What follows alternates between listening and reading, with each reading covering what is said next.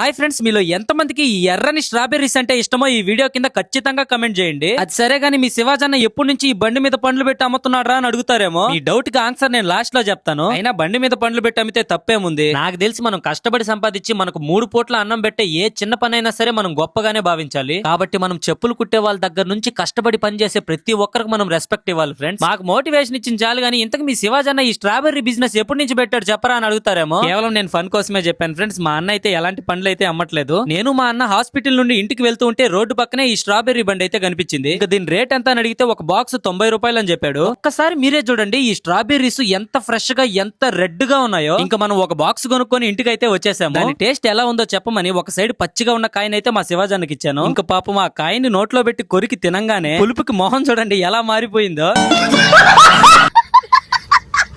నేను మాత్రం లాస్ట్ లో ఒక మంచి స్ట్రాబెర్రీ తీసుకొని తిన్నాను ఫ్రెండ్స్. టేస్ట్ అయితే పుల్లగా తీయగా అద్దిరిపోయింది. మీకు ఈ స్ట్రాబెర్రీస్ అంటే ఇష్టమా కదా కమెంట్ చేయండి. ఓకే బై ఫ్రెండ్స్, వీడియో నచ్చితే లైక్ చేసి మన ఛానల్ ని మర్చిపోకుండా సబ్స్క్రైబ్ చేసుకోండి.